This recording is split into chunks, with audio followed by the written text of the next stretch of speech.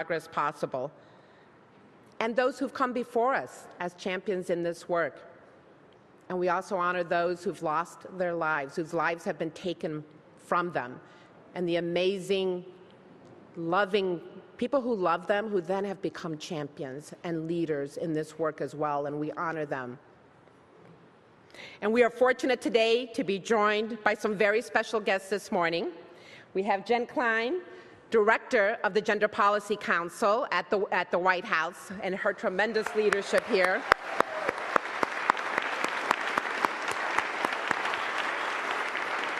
And she serves also as assistant to the president, and as we all saw last night, the tremendous moving remarks of the president and the tremendous commitment of the Biden-Harris administration to advancing these goals. So we're just so grateful, Jen, that you could join us this morning.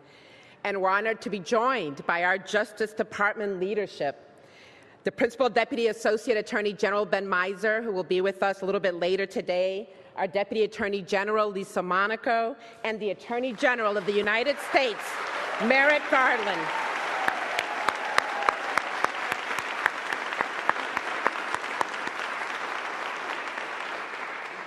Attorney General Garland is entrusted with the tremendous responsibility of safeguarding our nation and of protecting and advancing civil rights. And we are deeply grateful for his unwavering support of the Office on Violence Against Women, of integrating this work throughout the Department of Justice, and for all his commitment to this mission and all these initiatives. So thank you so much, Attorney General, and please join me in welcoming him to hear remarks.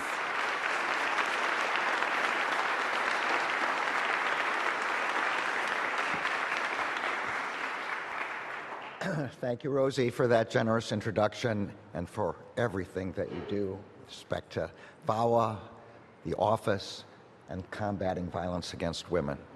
I am very honored to be able to welcome you to the Justice Department for the 30th anniversary of the Violence Against Women Act.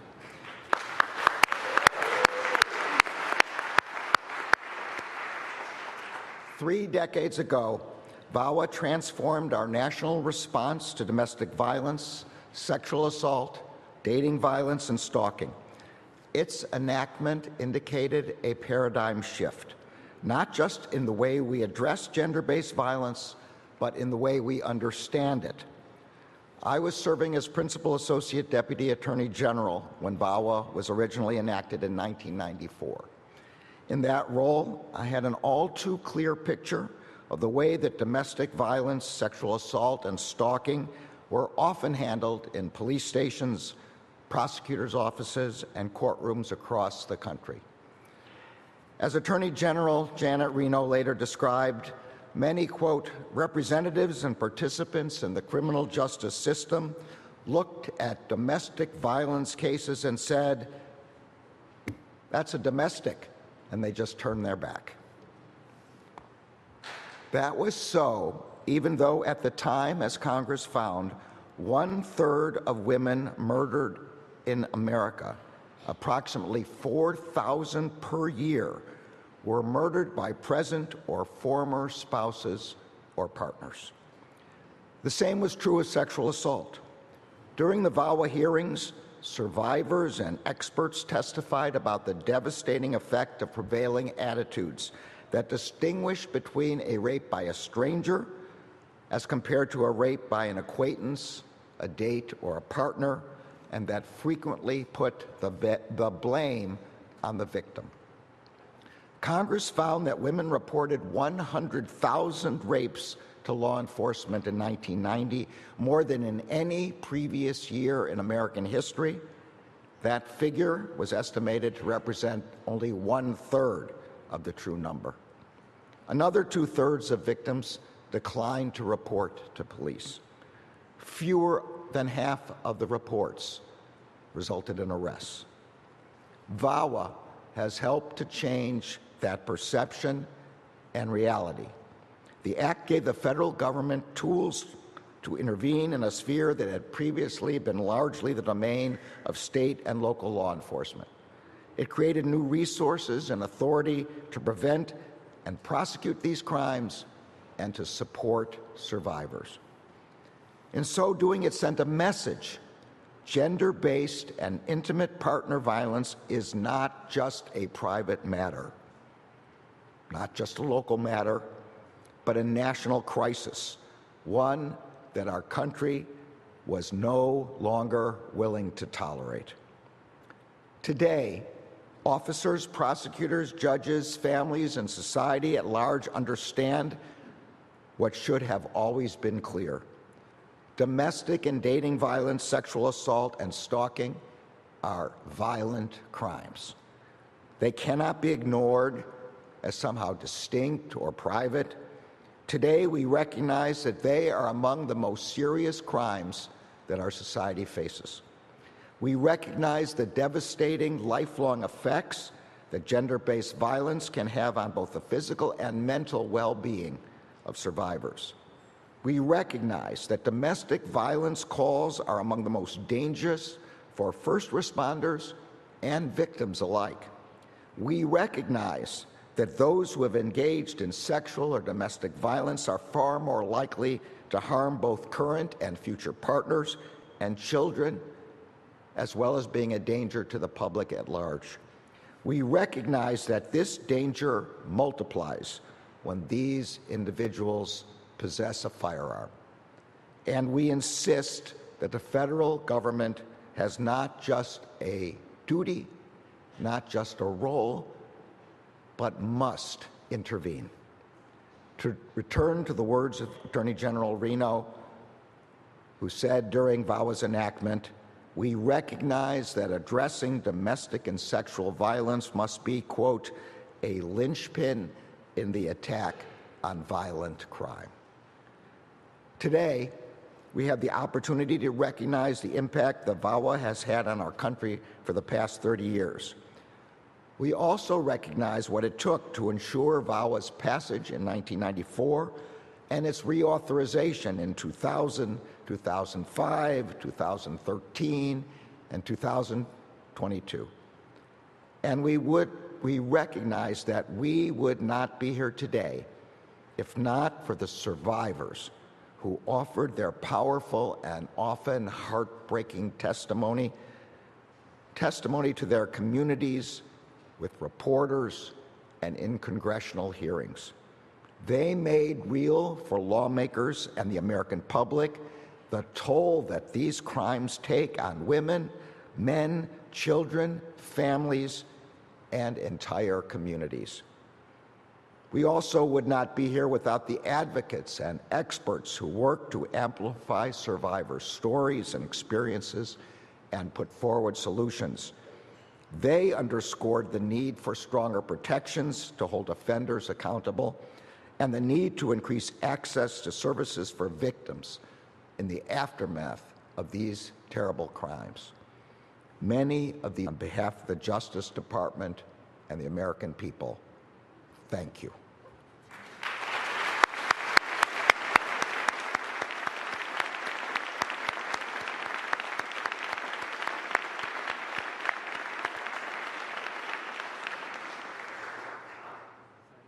Not yet. I have so much more to say. All day. The progress our country has made in addressing gender-based and intimate partner violence is also the result of the work of professionals who have dedicated their lives to carrying out VAWA's promise over the past 30 years. I want to thank the service providers on the front lines who work every day with survivors to ensure that they continue to have a voice, that they are believed, and that they receive the support they need to heal and rebuild their lives.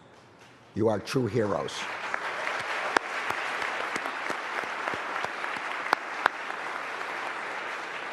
I want to thank our criminal justice partners, law enforcement officers, prosecutors, and judges.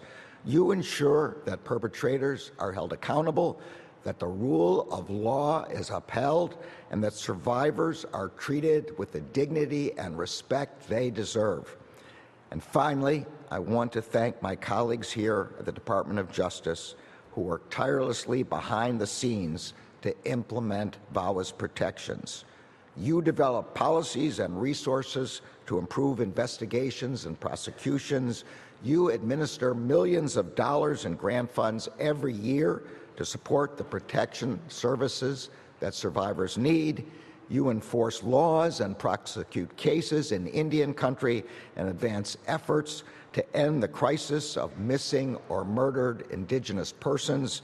You defend federal law protections, including in the Supreme Court's last term, when you successfully defended the ban on firearm possession by individuals subject to civil protection orders.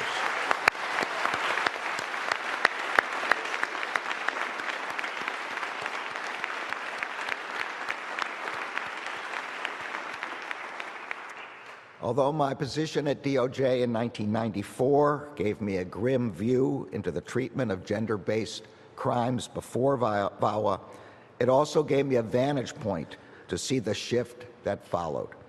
In 1995, that meant being there as Janet Reno stood up the original Office on Violence Against Women. Since its creation, OVW has awarded and administered more than $11 billion in grants and other funding.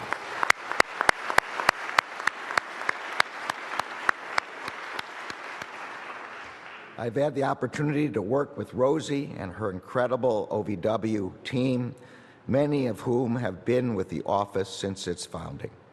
I am in awe of their passion, deep expertise, and commitment. I am moved by the relentless work to reach every person touched by these crimes and to show by example that the Justice Department can be an effective and caring partner in this effort. Thank you, Rose.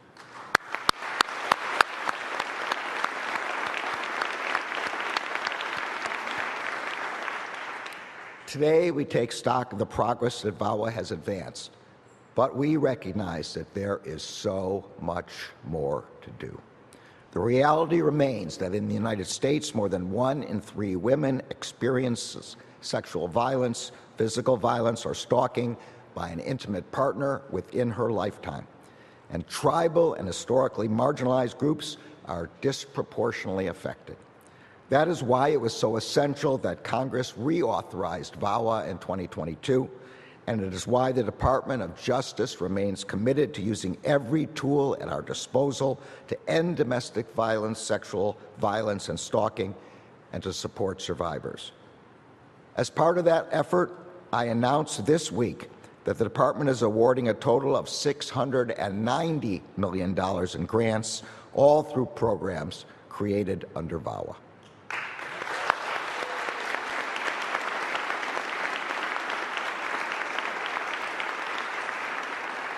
Among those are awards of more than $171 million across all 50 states and 6 territories under the Stop Violence Against Women Formula Grants program. This program promotes a coordinated community response among law enforcement, prosecutors, courts, victim services organizations, and other community services to ensure the safety of survivors. We are also awarding nearly $6 million under the Enhancing Investigation and Prosecution of Domestic Violence, Dating Violence, Sexual Assault, and Stalking initiative. These funds will be used to promote effective policing and prosecution strategies. We are also leveraging the FBI, ATF, U.S. Marshals, and U.S. Attorney's offices throughout the country. Today, I designated an initial set of 78 communities across the country, with more to follow, where we will surge department resources to combat firearm violence against intimate partners and children.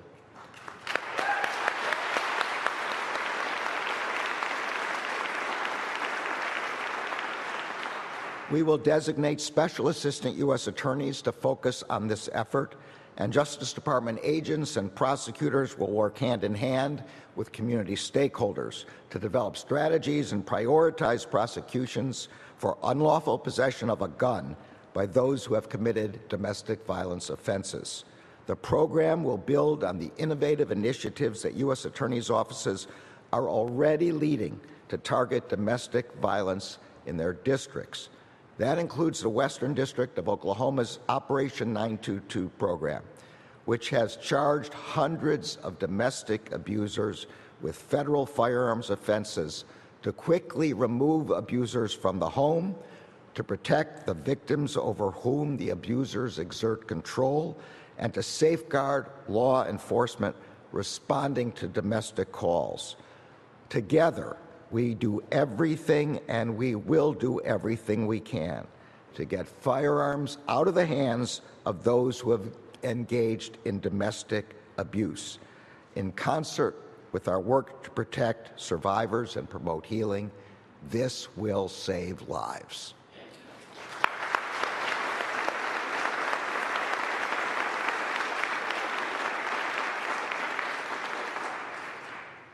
I know that for many of the people in this room, the success story of the Violence Against Women Act is personal. It reflects remarkable vision, decades of advocacy and hard work, steadfast commitment to survivors, and triumph over personal tragedy. To all of you, thank you.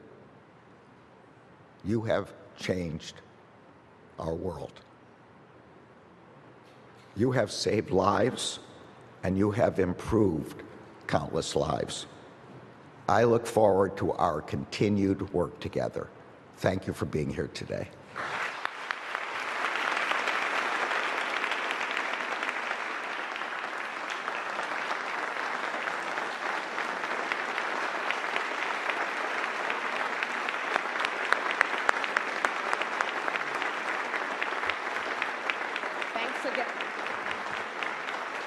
Thank you again, Attorney General Garland.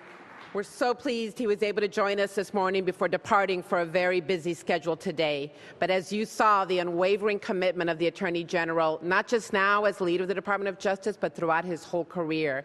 And so it's just such an honor to have his remarks with us today to center us, to provide that foundation for the rest of our discussion today. And now it is my great honor to invite our next speaker, Jen Klein. As I mentioned, she serves as Assistant to the President and as the Director of the White House Gender Policy Council, which Jen established and led since the outset of this administration, when the Gender Policy Council was created by President Biden by executive order to advance gender equity domestically and globally. And Jen comes with a tremendous career of commitment and work in the field to advance these goals, both domestically and globally, and her leadership has been phenomenal, including I had the great honor and privilege of working with Jen as she led the effort across many federal agencies to develop our first ever U.S. national plan to end gender-based violence.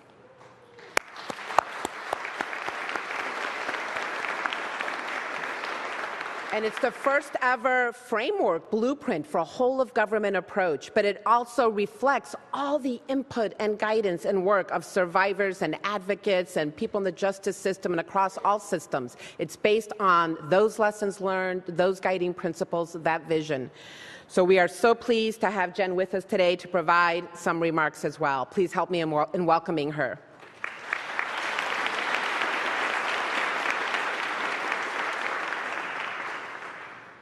Thank you, Rosie, for that introduction. And I'm going to laugh at the definition of led, because I wanted to start by thanking you for all that you have done and for teaching me so much.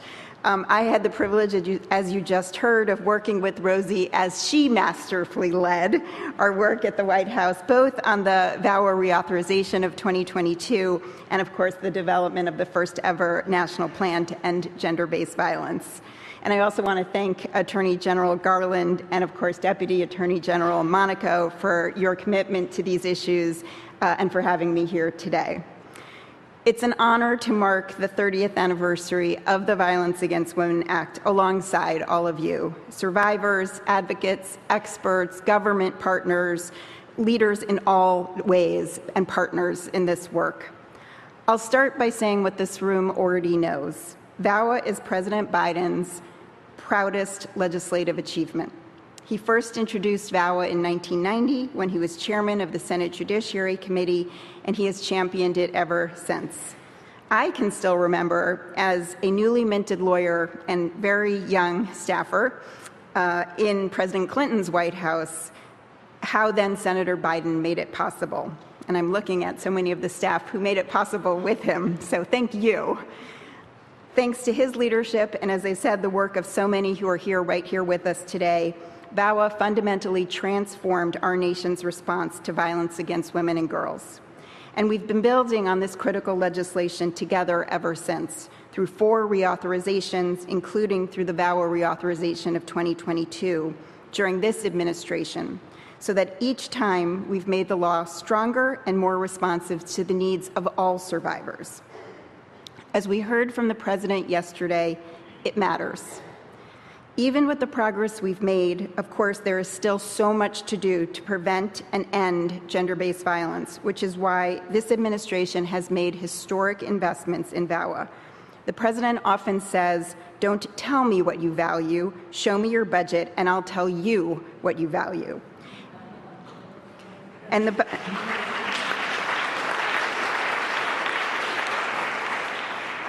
the Biden-Harris administration values investing in communities so that we can finally end gender-based violence. Thanks to the President's leadership, we've increased funding for VAWA programs by more than 35% since 2021, securing more than $700 million, the highest ever funding level for VAWA implementation.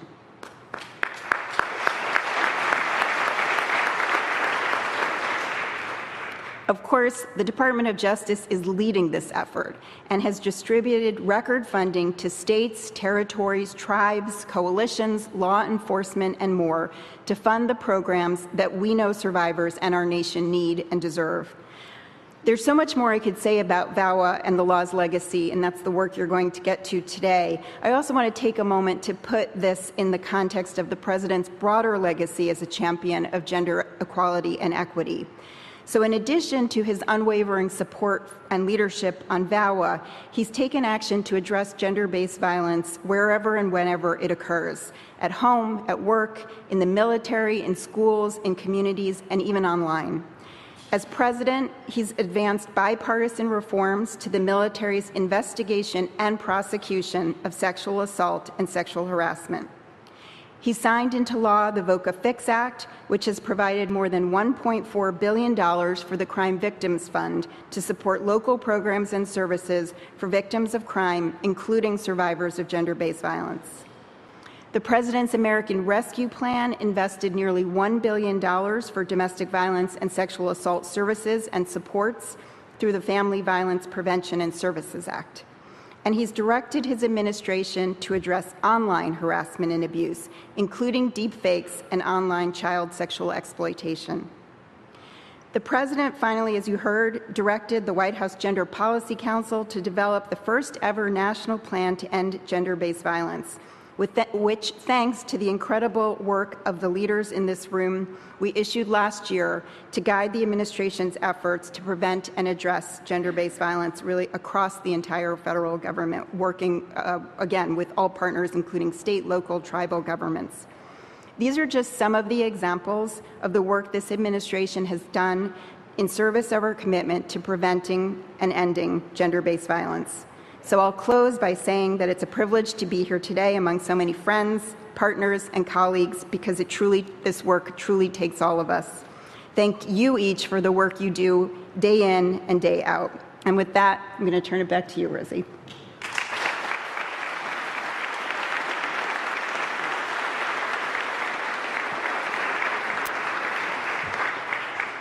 Wonderful. Thank you so much, Jen, for your remarks, your leadership, and the opportunity to really help us all be able to strengthen our federal coordinated community response.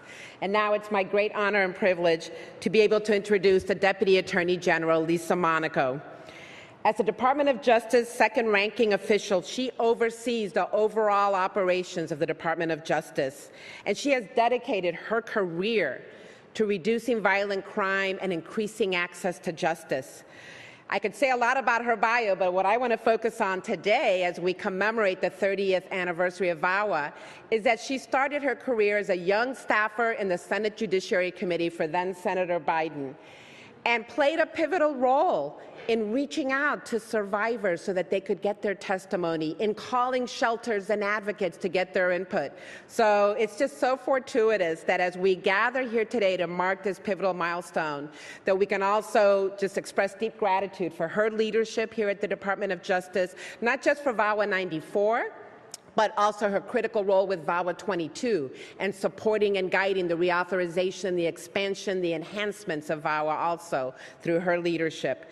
And so we at the Office on Violence Against Women are deeply grateful, as I know all in the field are, for your leadership and steadfast commitment to advancing this work. So please help me welcome our Deputy Attorney General, Lisa Monaco.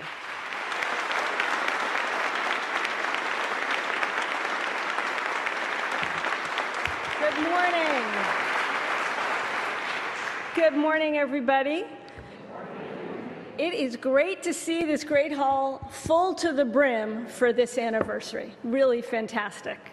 Thank you, Rosie, for that very kind introduction. I am very grateful for your leadership and the critical work that you and your entire team at OVW do every single day to work to eradicate gender-based violence across the country. It's an honor to be with you to commemorate the 30th anniversary of the Violence Against Women Act, and I want to add a special welcome to the many department alumni who are here today. Welcome back. And of course, to the leaders, the advocates, the survivors who were the engine behind VAWA years ago and who continue to push us all forward. Thank you for your service and for being here today. Now, the work of so many here today and so many more beyond this great hall produced the first ever comprehensive law to address violence against women in our nation's history. For so many of you, this anniversary carries particular significance, and I know it does for me as well. I was privileged to play a very small part in the passage of the original Violence Against Women Act 30 years ago, as Rosie said, as a young staffer on the Senate Judiciary Committee.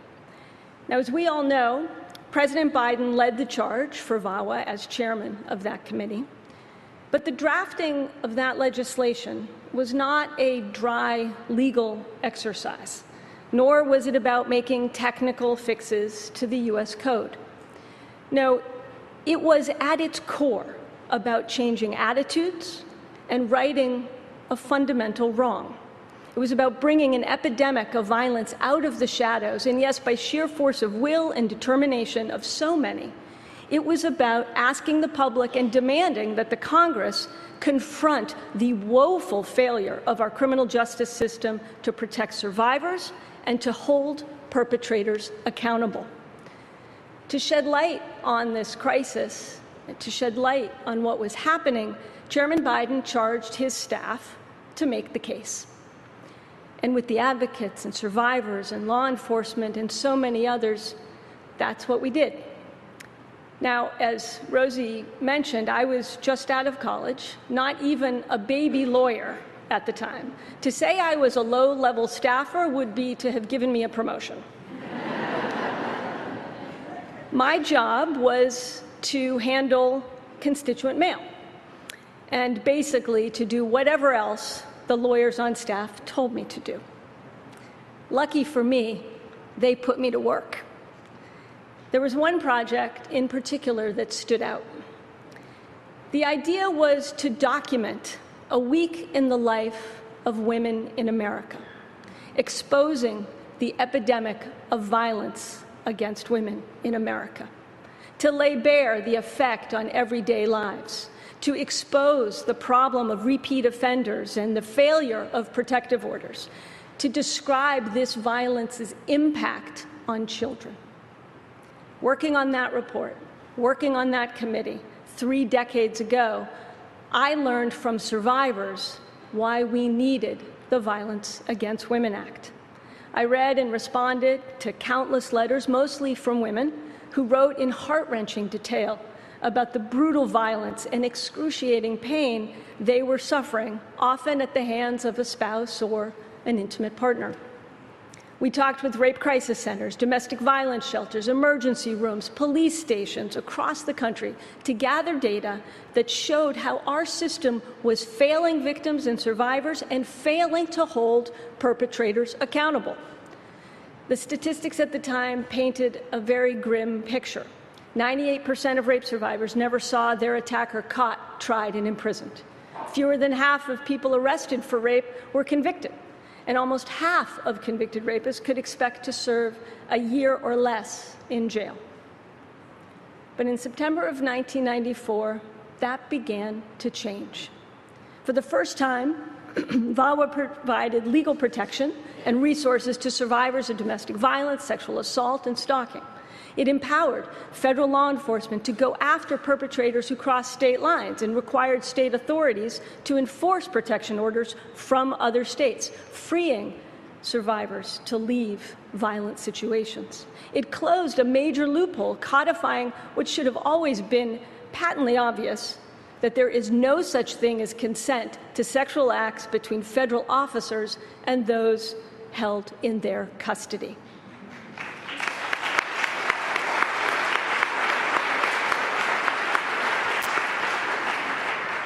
It provided legal relief for battered immigrants and created the National Domestic Violence Hotline, which of course is such a vital resource still today. And for the first time, VAWA provided critical funding to those who touch survivors, from law enforcement to social services, to access programs and tools and training. The landmark law we celebrate today profoundly changed how this country protects survivors of domestic violence and sexual assault. Now, as this gathering knows very well, none of this happened overnight, far from it. It took years of painstaking, brave work by survivors and advocates across this country, building a nationwide movement to end violence against women and support the rights and dignity of survivors. It was these survivors and advocates who started the domestic violence shelters and rape crisis centers, who lobbied the state legislatures to outlaw marital rape and protect victims against their abusers, who fought against harmful myths and stereotypes, urging law enforcement to take violence against women seriously, who organized for campus safety and accountability for offenders, who formed the victim-centered service organizations that continue to push for needed reforms today. Without them, VAWA would not exist, and we would not be here today. So please join me in thanking those leaders who were not only there in 1994, but in 1984 and 1974 and 1964 and long before that.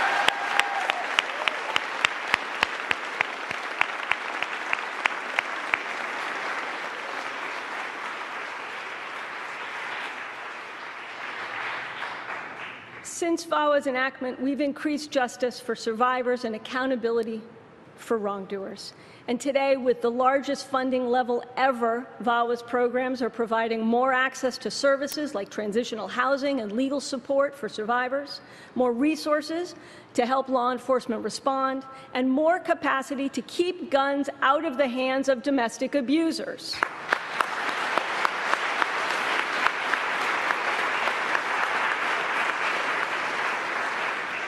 And today, we're also addressing the next frontier in gender-based violence, the proliferation of deepfake images and videos fueled by artificial intelligence. That's why the department is funding a new National Resource Center on cybercrimes and awarding new local law enforcement grants for the enforcement of cybercrimes to bolster training for law enforcement, prosecutors, and judges. This anniversary recognizes the Violence Against Women Act and all of you who made it happen. And it recognizes that VAWA has been transformative in so many ways, in law, in culture, in attitudes. And it was transformative, too, for me in another way. The experience of working with those lawyers, a bevy of fantastic women lawyers, all working for then Chairman Joe Biden, on the Judiciary Committee, and the experience of working on this legislation 30 years ago inspired me to go to law school, to become a lawyer, and to go into public service. That's because I saw what you could do with the law to help people and to protect victims. I was exposed to my very first mentors and role models. I witnessed their relentless drive, smarts, and dedication to getting this law enacted. They were helping bring about real change that would have an impact on people's lives. These women, some of whom you will hear from in a moment, were instrumental in the passage of VAWA, and they were an example for me. Without them, or that experience 30 years ago, I wouldn't be here today as the Deputy Attorney General. I am grateful to be able to recognize them and thank them from this podium today. Cynthia Hogan, Victoria Nurse, Demetra Lambros, and Kathy Russell. Thank you.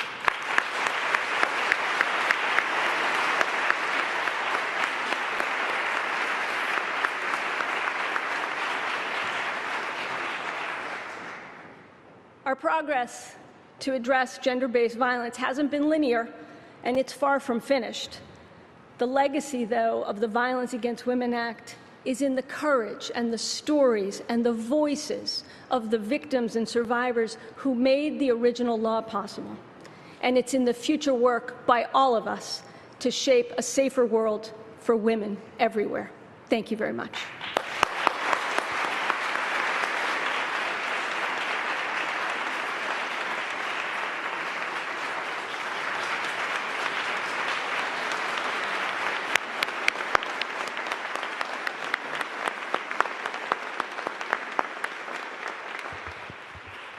Thank you so much, Deputy Attorney General Lisa Monaco. Now you all understand why we're so thrilled that our OVW team gets to work with the Deputy Attorney General under her leadership and unwavering commitment and support.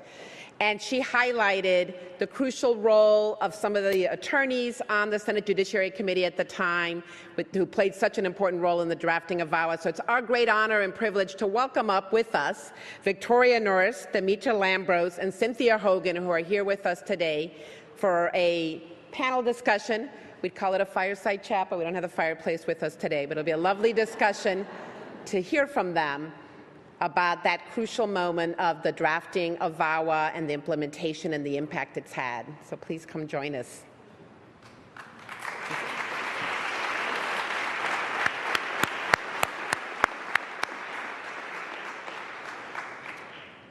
Oh, there's the mics. Okay, great.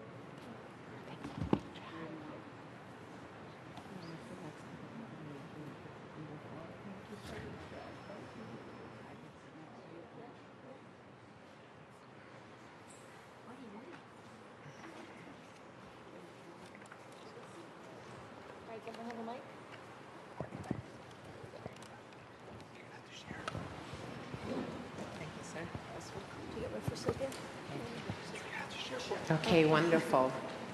Well, thank you so much for joining us here and for traveling to be with us.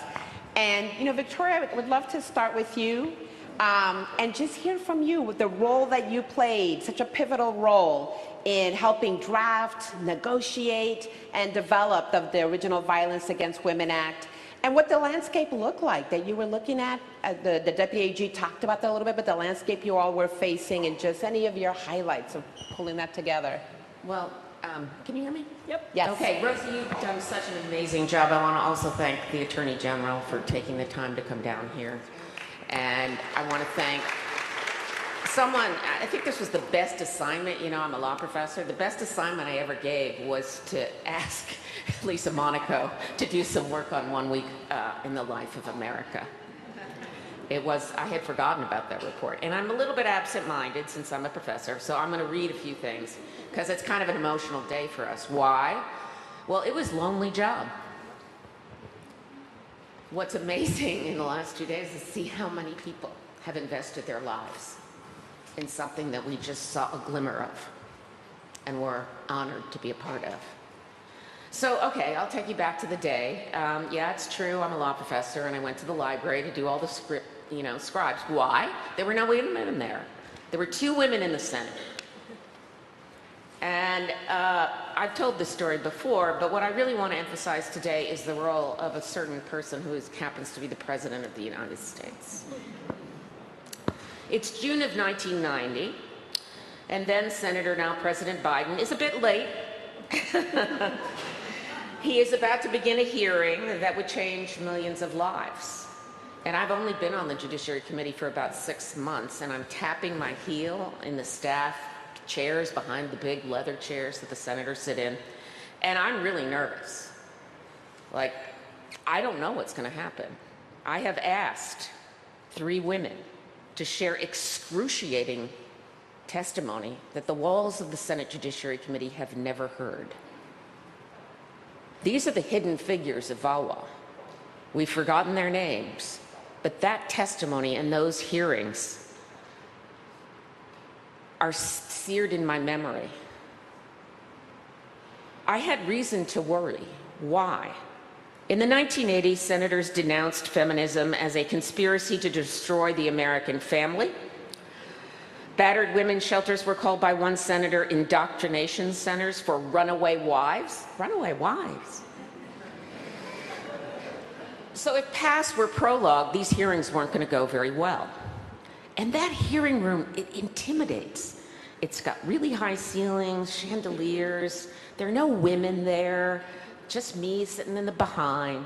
And it's up to Biden to make this work.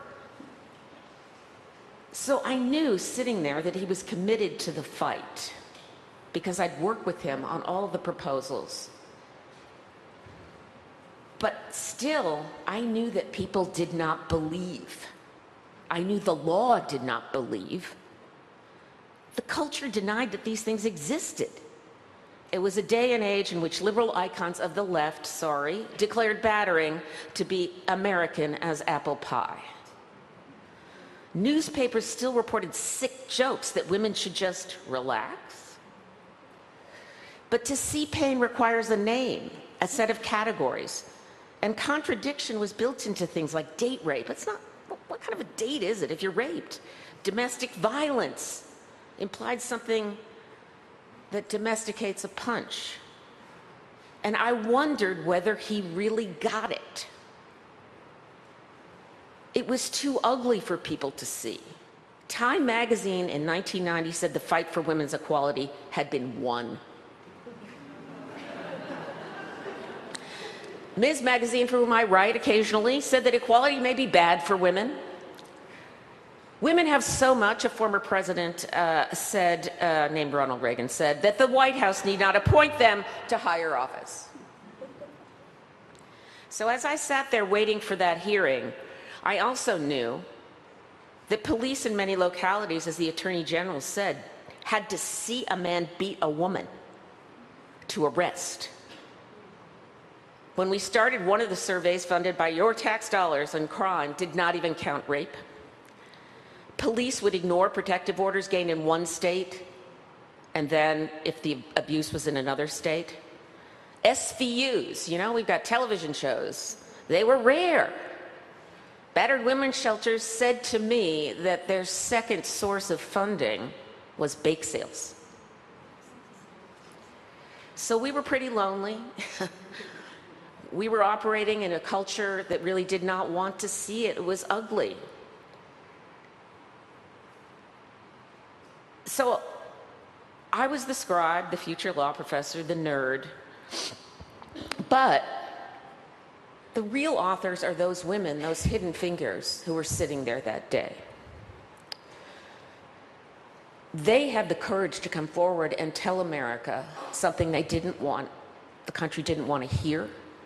And Joe Biden, he got it.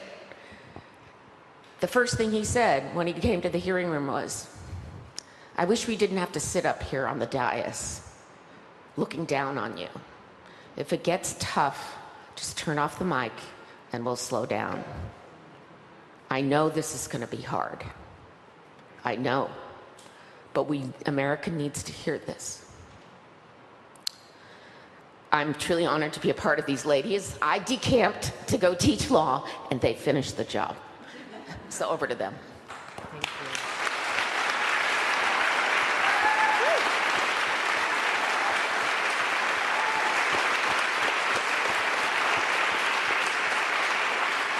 Thank you so much, Victoria, for sharing that with us and really putting us there and reminding us what this was about and continues to be about. And Cynthia, if I could turn to you, knowing that you played a pivotal role.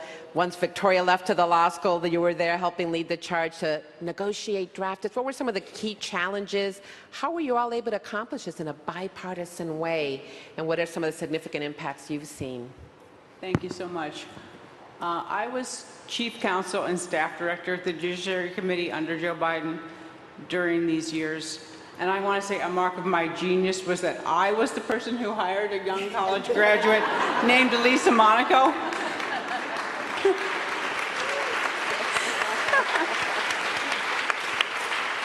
And then when she came on board, I said to everybody on staff, give her some real work because she can handle it. Like others, I have tried to engage in a mental time warp the last few weeks to get ready for this and to think about what the world was like 30 years ago. I was with then Senator Joe Biden when his colleagues came up to him and said, "Why are you doing this? This is a family matter." And Joe Biden said to them, "No, it's criminal violence." And it took a long time to get it done. I mean, it was introduced in 1990, as you've heard. We had a series of really fantastic hearings that brought the knowledge more broadly of what really was going on. And the survivors who testified really were incredible. They taught all of us, and they revealed to everyone how deep a problem it was, how wide a problem it was, and how much we needed a national solution. We had the hearings. The Deputy Attorney General put out a lot of good reports. And we had the act. Joe Biden knew that he did not have the votes to get it passed standalone in the Senate. So we were engaged in another bill, which ended up being the 1994 crime bill. And it had a lot of great stuff in it around support for police and things. It had some really tough things in it, too. You know, this was a legislative compromise, and we took some stuff we didn't like in order to get it passed.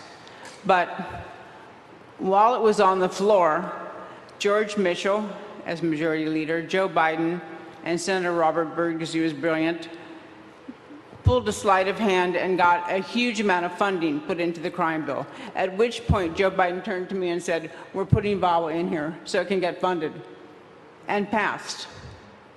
So it was added, the House passed it, then it came back over to the Senate for final passage.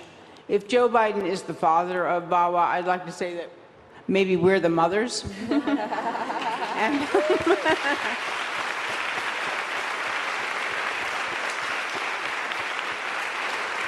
but again, just to give you a sense of Joe Biden as a person, the bill passes, it's very late in the evening, dark out. He and I walk outside to the steps of the Capitol, the moon's above us, and he turned to me and says, "Cynthia, you've done something really important here." And I'm like, "Oh yeah, it was all me." And said to him, "Thank you, Mr. Senator, for getting this done, for thinking of it, for driving it, for withstanding all of the heat he took and getting it done. He really is the person who brought this to us." Thank you so much, Cynthia. Thanks for being a mother of VAWA, for your vision, for your leadership, and your contributions. Sure. Sorry, I wanted just to add one more thing. A couple of years after VAWA was enacted, I got a call from the head of the National Sheriff's Association. And, you know, these guys were tough guys. He came in usually to, you know, yell at me for something. And he comes in his cowboy hat and cowboy boots, and I'm like, "Oh boy, I better get ready here." And he says to me, "Cynthia, the Violence Against Women Act is the single most important thing the federal government has ever done to fight crime."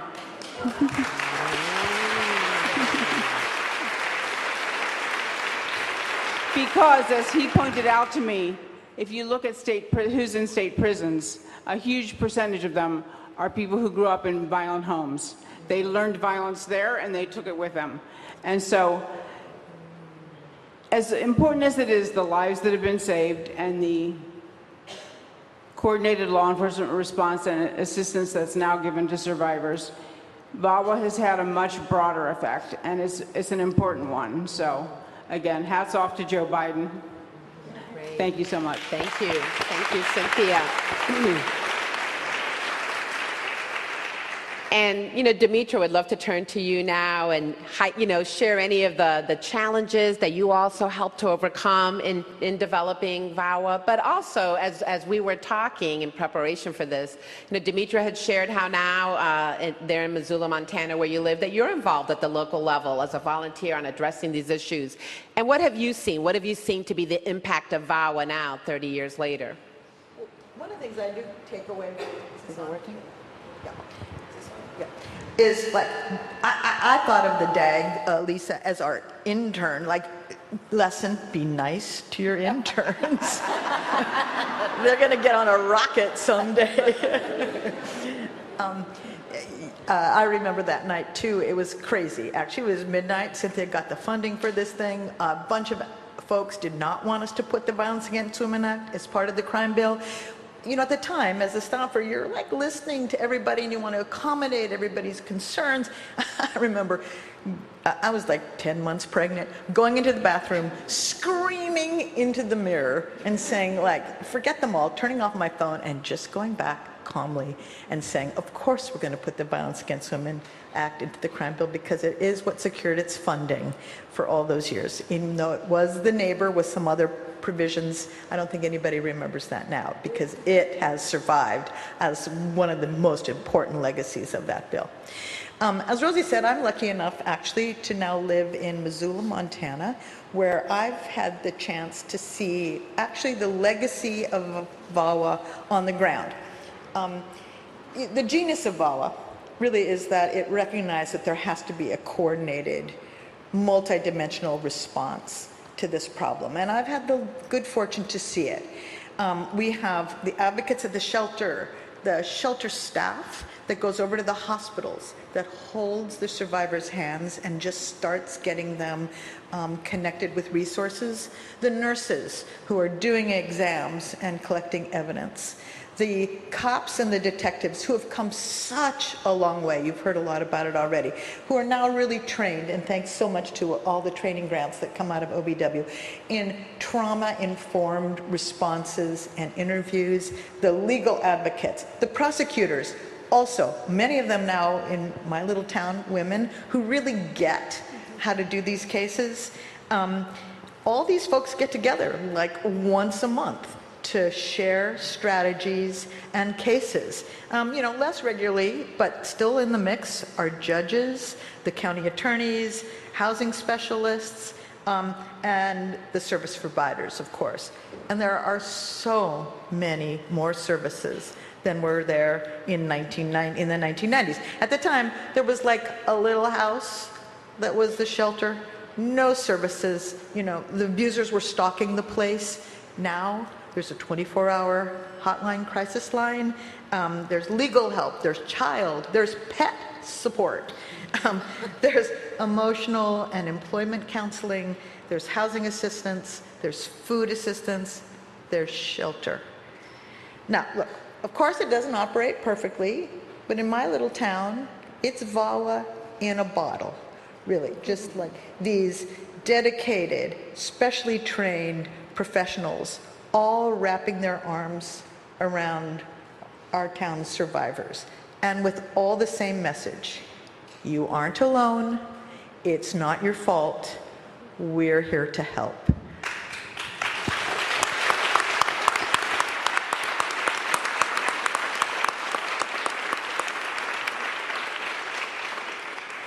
Thank you so much, Demetra, for sharing both the critical role you played then and your ongoing role supporting this work and sharing the change you've seen. And Deputy Attorney General Monaco, turning to you now, I think, as we've talked about how crucial the services, the support, the funding, I think something else that we've seen is a societal change, right, in the perceptions. And would love to hear from you now in your role. Where have you seen the advances in the societal change, and where do you still think we need to go to advance the vision of VAWA?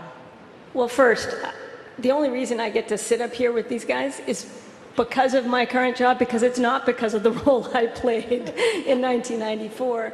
I was so lucky just to be in the orbit. Where we need to go, I'll take the last part first, Rosie. Where we need to go is on some of the things that the Attorney General mentioned and that I mentioned in my remarks in terms of the next frontier of the threats, online harms that are being fueled by AI, that are fueling gender-based violence, I think is really what we need to be focusing on, and that's why we're committing that funding in this latest round.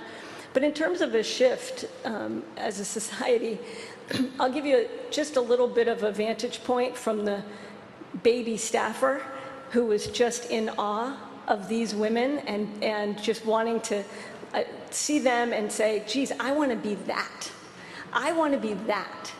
And I'll give you just a behind-the-scenes story. So on the floor during the managing the amendments to the crime bill, and as Cynthia and others have mentioned, VAWA was getting put into it along with a number of other things. But I remember that I never got to go over to the Senate floor because, did I mention I was a lowly staffer? But when we were getting ready to do the crime bill on the floor, the manager of that bill, the then chairman Joe Biden, and his staff were the ones who had to do all the work to manage the amendments and manage the floor time, et cetera.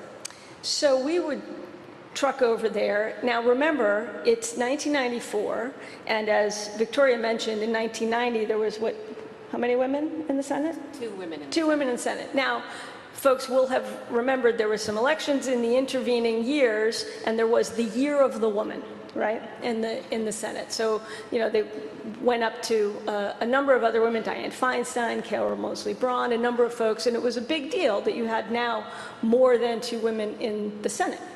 Well, the Senate floor hadn't seen anything yet because these folks were now coming over to spend it was a week or 2 that the crime bill was on the floor. There was a rule, my memory, maybe I have this wrong, you guys can correct me. My memory is that there was a rule that women on the Senate floor had to be wearing a skirt. We got rid of that. Yeah, but here's how they did it. There was no rules committee, there was no, 7 layers of votes and committees. They just did it. They went over there in their pantsuits and just said, we're here, we're doing this crime bill, we're Joe Biden's staff. He was having none of it, right?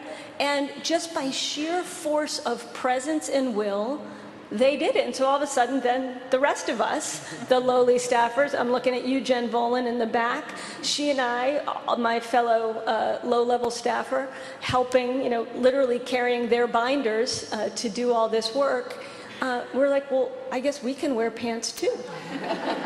And that's how it happens. That's how it happens. So that's what I remember, and it's a theme, right? It was because of the strength of the survivors and the victims and the advocates to say, you know what, we're not going to have any more of this. We've got to change. We're going to speak up. We're going to wear pants, proverbially, right? I have to break in here to tell you that Minority Leader Dole's senior floor staff did come over to me and say, you're not supposed to be wearing pants. And I said, well, you know what? I have to sit on the floor, so I'm going to wear pants. Thank you very much. Exactly right. And that was it. And that's how it happened. So that was one of the many lessons I took from these phenomenal women. Well, thank you so much for sharing thank you so much for these stories of perseverance, vision, leadership. We know we stand on the shoulders of many giants and sheroes, many others who weren't able to join us today as well, many who had this vision, and I'm so glad you acknowledge all those who also came the decades before. But so glad that you all were where you are when you seized the moment to help, this country have the most significant federal landmark legislation in a bipartisan way to prevent and end gender-based violence. So thank you from the bottom of our hearts, and we all carry forward with the charge to strengthen the coordinated community response and continue changing social norms so that we can have not just social services, but social transformation where everyone can live free from violence. So thank you. Thank you so much.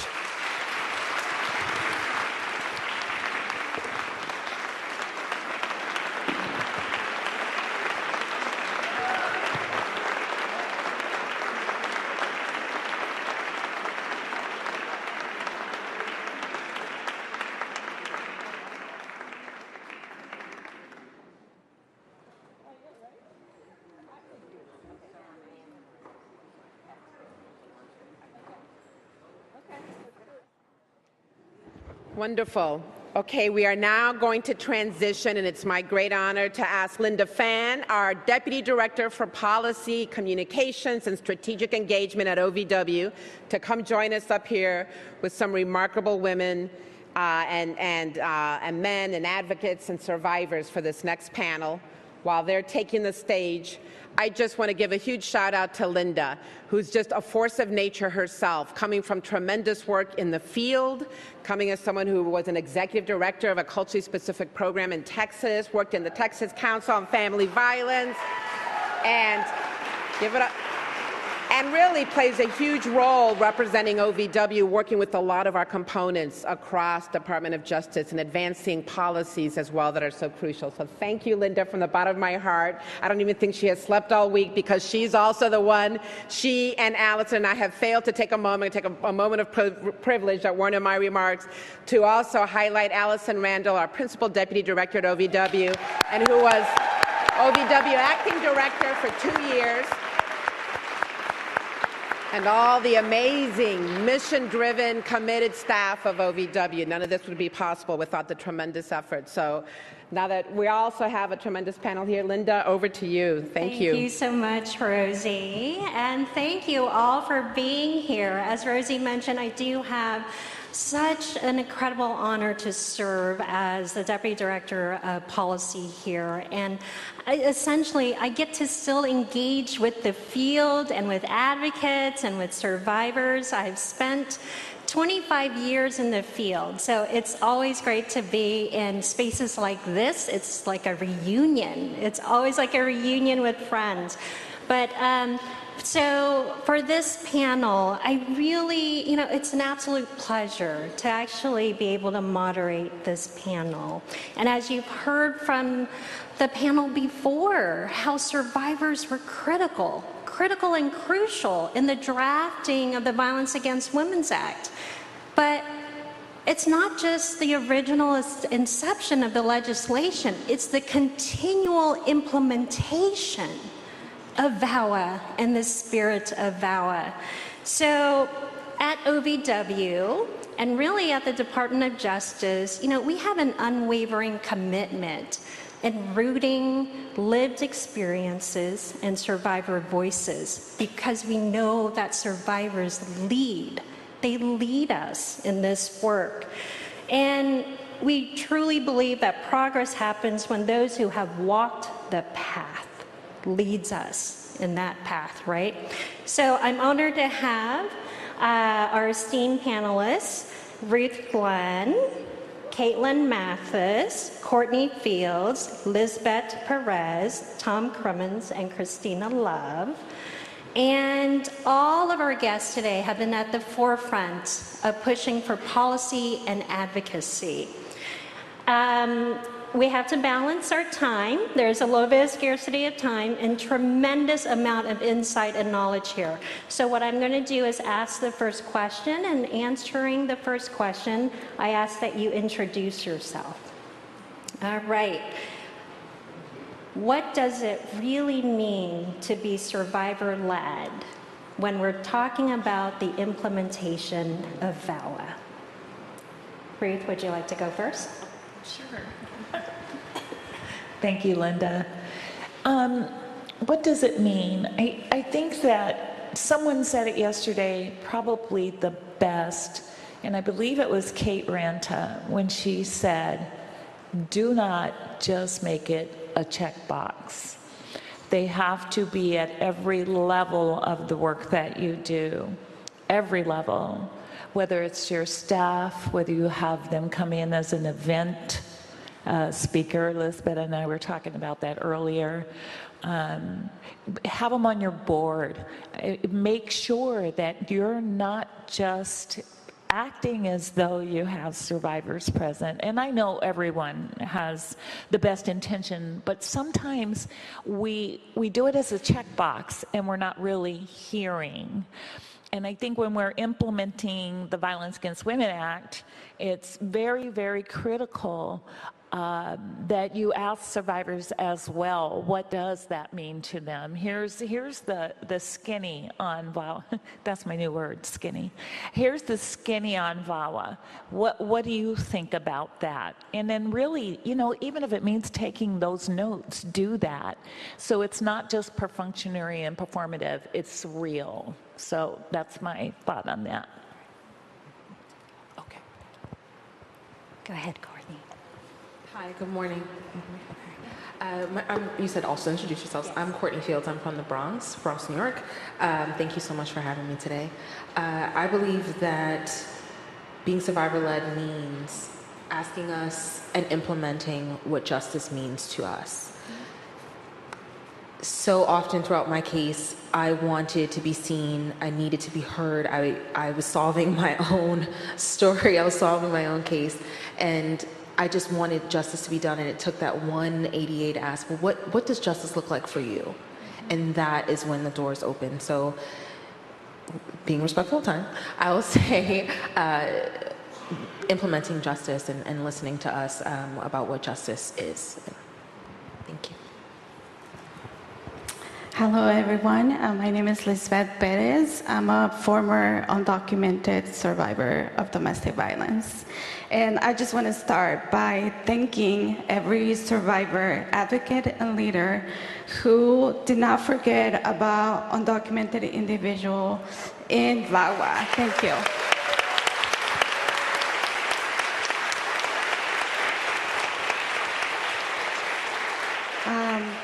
Without all of you, 14 years later, after leaving my abuser with my 3 little ones, I wouldn't be here today as a U.S. citizen.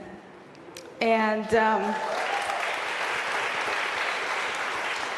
I know that's how many of you in this room, in this space, were born with that privilege, or it was easily given to you. But for survivors who are undocumented, the path is challenging.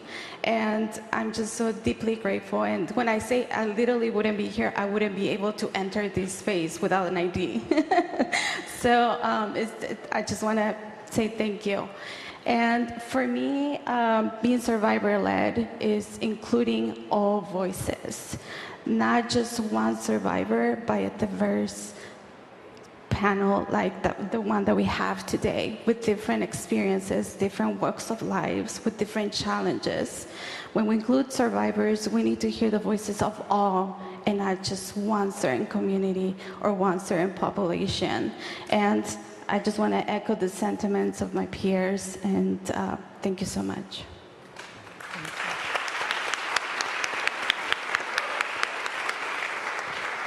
Well said, well said. Hi, everybody. I'm Tom Crummins, and I'm from the beautiful state of South Carolina, and I also happen to be, I just saw a woo, I'll take it. And I also have the unfortunate honor of being one of nearly 80,000 individuals involved in the largest child abuse bankruptcy in U.S. history with Scouting America, formerly known as the Boy Scouts. And when you have the chance to go through an experience like that, you recognize the power of lived experience. Because words on a page, the definitions of Chapter 11 bankruptcy and mass tort reform and statutes of limitations, those words become a reality. We're 4+ years into this bankruptcy, and I can't tell you how many times I've watched or heard from individuals that are struggling, men that are in their 70s and their 80s, that have told myself, they've told their lawyers, and they have not even told their family of the struggles that they've been through. And that is the power of lived experience. It's understanding what it means when policy becomes reality and you have to navigate the world that's in front of you. And that's before you realize we also carry a lot of technical expertise too. Lived experience is powerful, and we're also bringing in expertise in social work or psychology or law or any other number of fields. And I think that's incredible.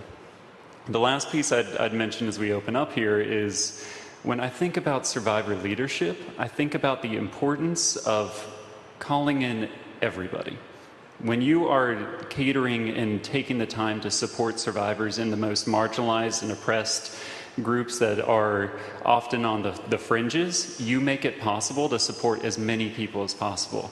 The only reason why I'm able to get the support that I've needed is because of acts like the Violence Against Women Act. When you support the ability to address violence against women, you make it possible to help people like myself navigate it as well. So this is a big moment and an honor.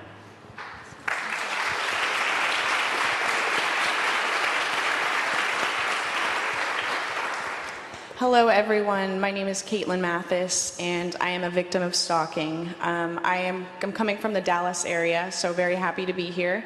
But 8 years ago today, my stalker went on to murder an innocent woman at a neighboring college. But with the help of VAWA and a law enforcement officer on campus, as I had just moved to UNT for school as a freshman in college, and I had this law enforcement officer that connected the dots to me being stalked before I knew I was being stalked. And this law enforcement officer stepped up.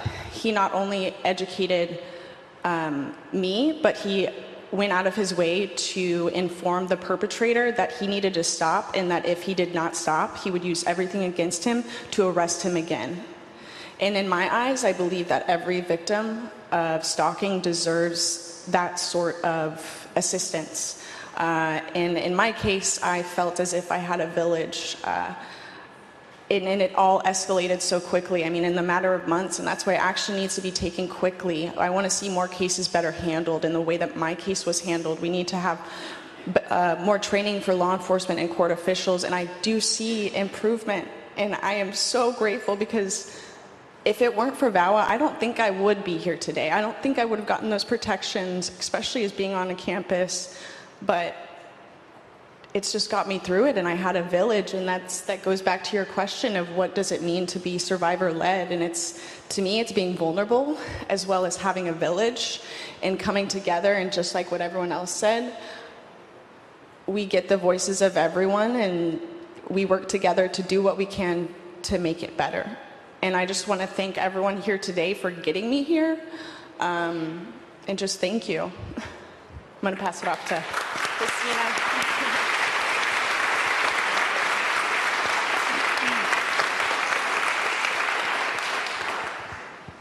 Koyana Gunishchish Hawa. My name is Christina Love. My pronouns are she and her. My family is from Egegek village located in the Bristol Bay region, where we have been for 10,000 plus years. I was raised in the village of Chitna, which is on Atna and Athabaskan land, and today I live on Tlingit Ani, Tatsakahini, home to the Ak and Taku Kwan of the Tlingit Nation. I am incredibly grateful to be here. My mother is a survivor of boarding school, my grandmother, and I think it's just incredibly important. I own the title of survivor because it recognizes all those who could not be with us today. I love this question. I think it's something that I could talk to you literally about all day, all week, all month, all year. I could completely nerd out. I think the thing that's most important to say is that I am a survivor of domestic violence, of sexual assault, of substance use, coercion, and trafficking. And in my journey to get here, I was never a perfect survivor. I experienced incarceration, I experienced IV heroin use and homelessness, and it's very important that we recognize that the people who need services the most are least likely to get them.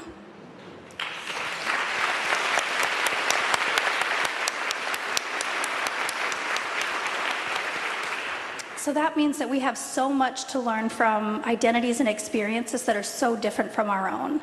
If we think about what identities and experiences are experiencing the highest levels of lethality and harm, that is who we have to target in our work.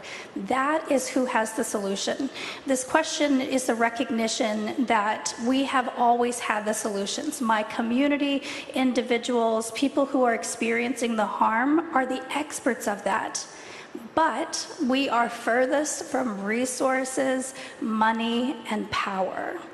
I am a storyteller, and I can tell you a fantastic story that with words. It's a long tradition of ours that I can take you to places that people should never go. That through the power of storytelling, then you can relive harm that I have experienced, and you can relive the joy and hope which is paramount to this movement. We can do that. And I can also advise you. And you can hire us. And we are the executive directors. And we can,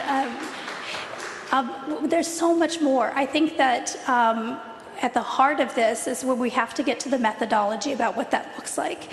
And it's important that we recognize that equity is both a process and an outcome. And that I would give you the exact same recommendations for a survivor who hopes to lead this movement with other survivors that I would give to a tribal nation, that I would give to law enforcement, that I would give to an agency, and that I will give to the federal government. That there is so much internal work that has to happen so that you can sit with another human being and not hold any bias and see them as a whole person. That the same truths for advocacy when we're working with survivors, when someone calls in the middle of the night and is seeking help, those skills are the exact same as when we're sitting with another human being. And they're the exact same when we are working on pieces of legislation, policy, and evaluation. And so no matter what your identity or experience is, we all have the same work, and that is what unites us. Koyana Gunashchish.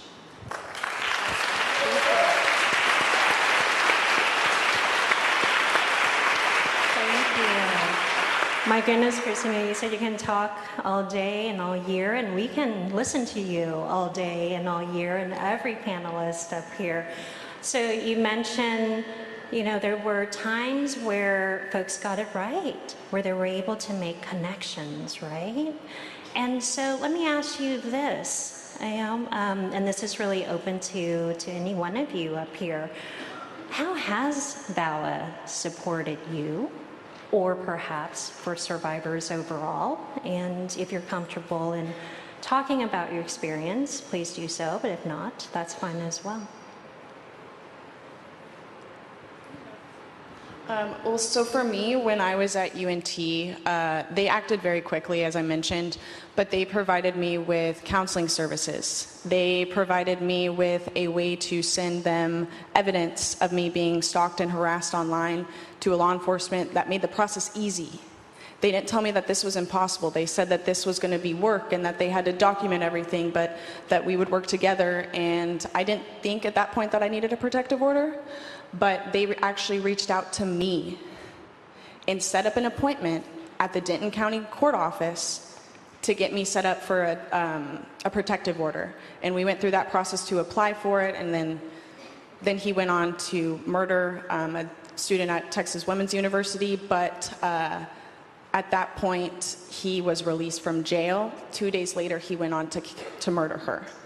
And so I'm very grateful for these resources that were provided to me to help me get to where I am today, to allow me to work a full-time job. I mean, I'm up here, this is just my hobby, and I'm very, very passionate about it, but it doesn't make me a living. What makes me a living is working in insurance. I do employee benefits, but the resources that they provided me with have allowed me to live a normal life. And I think that we can keep going with this and take it further. And it's incredible to me because I was born in 1998. VAWA was enacted in 1994.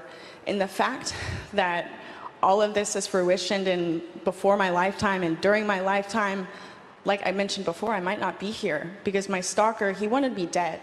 He found another victim, but if it weren't for VAWA, I wouldn't be here. And that's incredible to me. And thank you so much for everyone that has put in the work and that continues to put in the work because it's incredible. But we need to continue with this work. We need to keep training. We need to, especially in the rural areas, ones where they're limited with resources, I think there needs to be a standard set of resources based on each county. And I mean, that's going to be challenging, but it's something that can be done. I believe Courtney would love to add to that. I'm so glad that you're here as well. And I have a bit of a different story. Coming from the Bronx and as a survivor of cybersexual abuse, criminal impersonation, stalking, and sexual violence, I was told no. I was told, well, is it really a crime? Are you sure it's even him? This doesn't seem like one person could possibly do. Who has that much time to devote to you? Every instance of everywhere I tried to turn for help, I was turned away. I had to become my own champion. I had to become my own advocate, and I was supported by VAWA because of the network that it's created. There was one person who listened to me when I called the National Domestic Hotline. There was one person who took that note and said, I think I know someone. Just hold on one second, I'll give them your email. I was transferred to Sanctuaries for Families. I was transferred all across the state of New York because one person knew one person knew one person. And that fueled me and that pushed me to turn those no's into I told you so. I was told, I think most notably, it's too bad you don't live in Brooklyn, or it's too bad you don't live in Manhattan, it's too bad your zip code is 10451.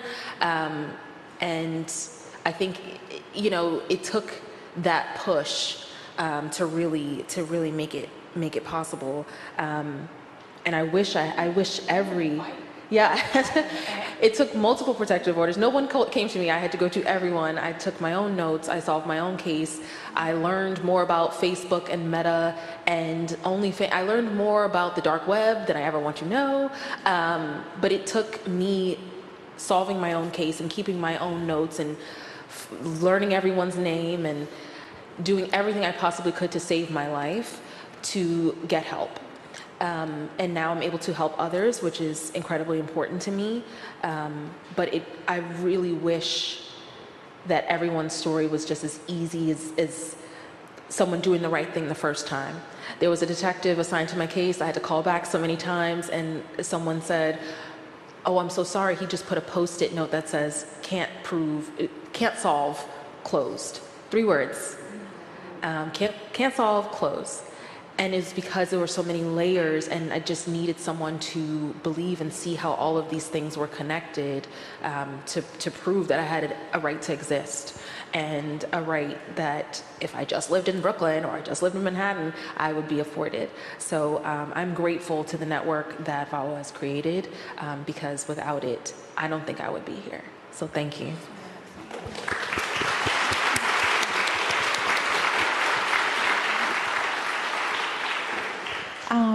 And as I mentioned, going through that process, I was undocumented. And we all know in this space that when someone is an immigrant, especially undocumented or refugee, asylum seeker, it's so frightening to call law enforcement. It's the primary obstacle to seek any type of support because of law enforcement, the fear of deportation, having your kids taken away. And that was the most difficult decision I ever made. But it was the best decision that, if it wasn't for that decision to report it to law enforcement, I don't know if I would be here today alive. Law enforcement agency, my detective were amazing. I was one of the fortunate ones that they really came together at a family justice center. The first family justice center in San Diego, actually. And I am so deeply grateful because they kept me safe with my 3 children. However, that was just the beginning of the journey. Moving forward, there were many other agencies that helped me in my healing journey, and my children too.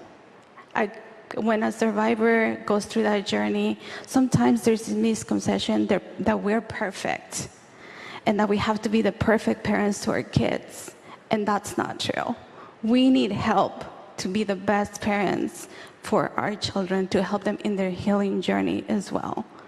And I went from crisis intervention services to after crisis intervention services for myself, and that's where I was able to find a community of survivors like my peers here who really inspire me to share my experience and be a voice for our immigrant population going through those situations. And in that journey, I also found, Rosie mentioned yesterday, Camp Hope America, which is an amazing program that brings healing to children exposed to trauma. And that program helped me help my children in their healing journey. And thanks to all of these programs, in a lapse of 14 years, my children and I are safe and joyful, and most importantly, doing our best to give back to those who are going through similar situations.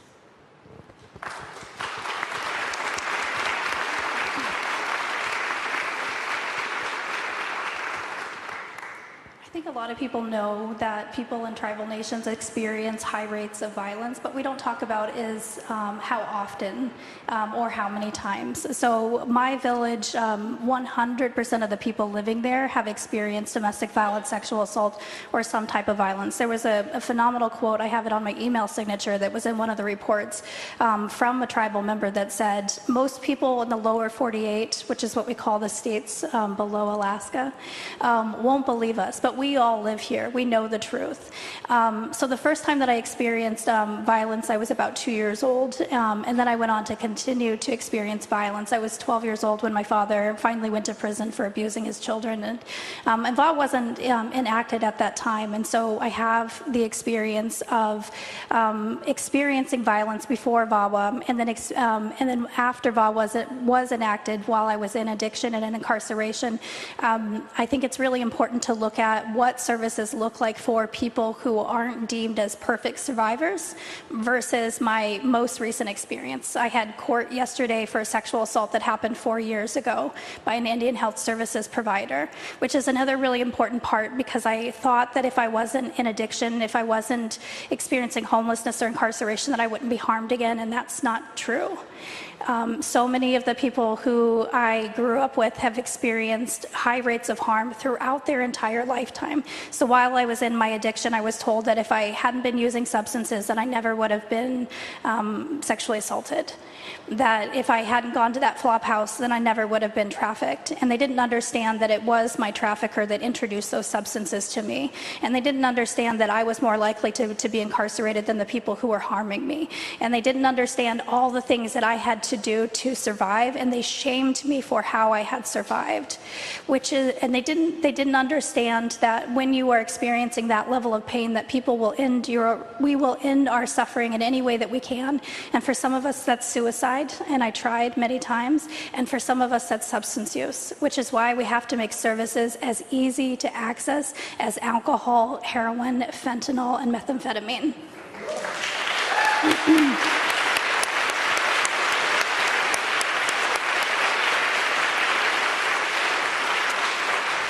I refuse to be ashamed of what I've had to do to be here today. And I just have to say that yesterday was like a Cinderella experience for me. I cried the entire day. And it's so important for other survivors to know what is possible and that we paved that way. I'll tell you what VAWA did for me, that when I had this huge burden of shame and anger and honestly rage for programs that were meant to help me that did not. And I started volunteering at a shelter many years ago, cleaning up trash and cleaning toilets as part of my recovery pathway. I didn't want to carry all this anger that I had, and I had a wonderful mentor that was working with me.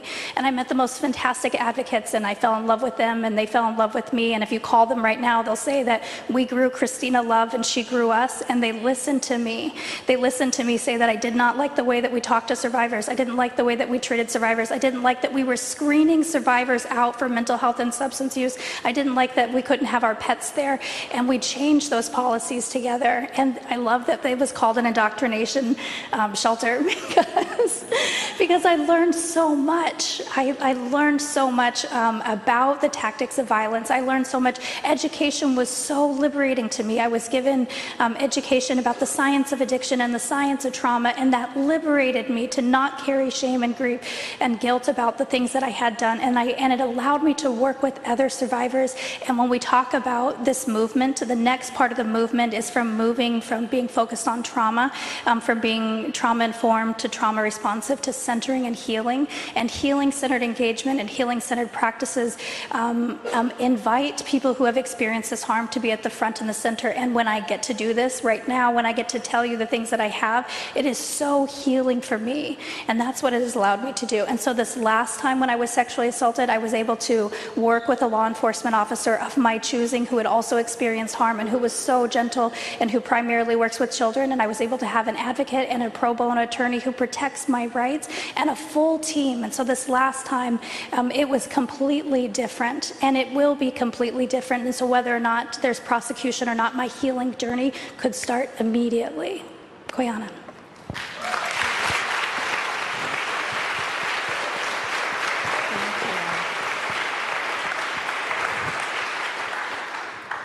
Well, I think this leads into actually the next question, right? Around intersectionality and broadening pathways to safety and justice and healing. And we know many times the criminal justice system might not be that place where survivors are able to get safety, justice, and healing. So let me ask this next question. How can we expand these pathways? So first of all, you all are, I'm going to start bawling in a minute. I'll just take a couple of minutes and just to my experience post-VAWA and what I've experienced and saw and observed and all of these wonderful people out here and the conversations that we've had over time about what else, right? Because that's really the question. I think this panel has done a very, very good job of talking about what the differences are and how we respond as a nation, as advocates, whether we intend to or not. Sometimes the responses, no matter VAWA, are not what we need. But how do you figure out continue to address the fact that survivors are not monolith, number one, that every experience matters and we must address every experience. And that's difficult. I wish it were easy for any of us here or anyone that would need to respond to that. But I think that the broader perspective on VAWA is that we've got to continue to make sure that we understand that survivors are not a monolith. And we've been so pleased over time that the reauthorizations have happened because that's exactly how we addressed VAWA, is understanding, oh, times have changed, we haven't done this is the gap.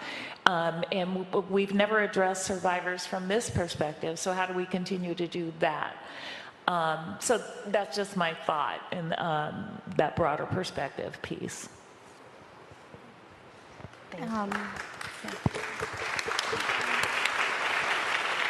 And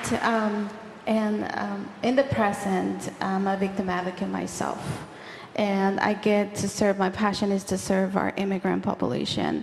And it's heartbreaking to see that there's so many challenges that immigrant populations still face until this day. Many don't report to law enforcement.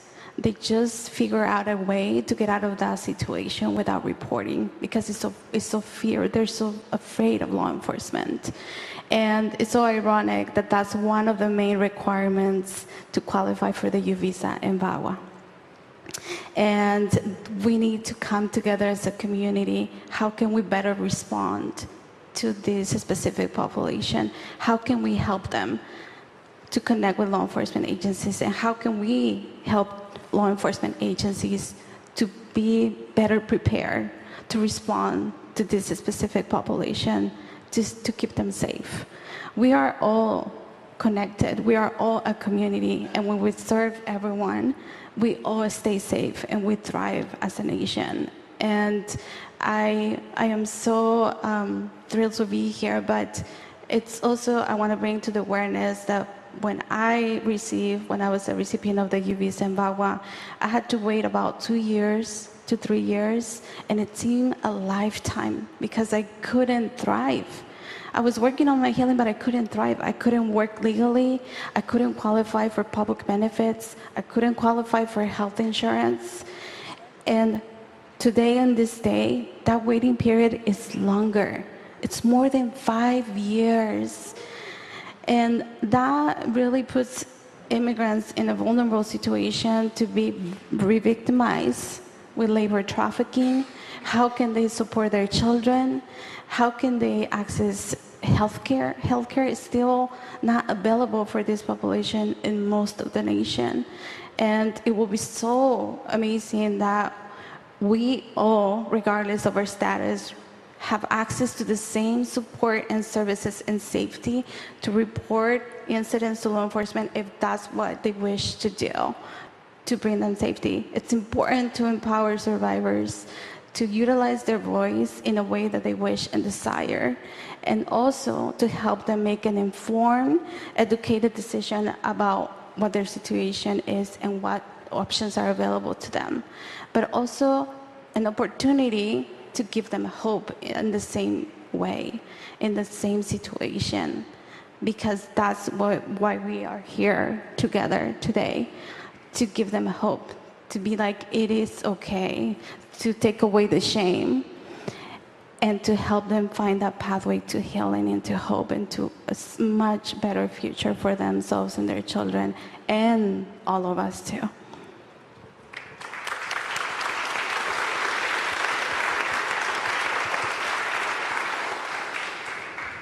So one of the challenges that exists is the fact that violence against women doesn't simply start when someone turns 18 or when they're 16 or 15. This is something that begins oftentimes when people are children. And when we think about the world of intersectionality and what that means, think about what it's like to talk to a child. They don't have those intersections in their mind.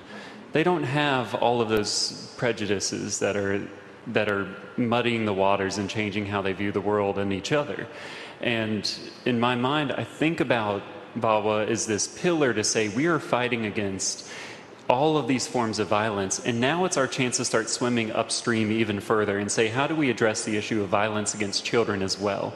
That is a significant milestone that helps us address all of these issues cohesively, collaboratively, and to recognize that in this modern world that we have, borders don't exist the same way that they used to. There are challenges that are there are crimes that are being perpetrated in all corners of the globe that are being facilitated by online tools, that are being recorded in a family home in Tennessee that then gets shared with people in Europe through a data server that then gets passed over to someone that's based in Africa.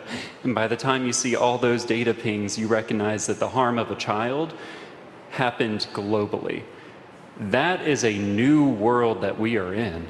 And that means that we have to have new tools, the likes of which we've never seen before.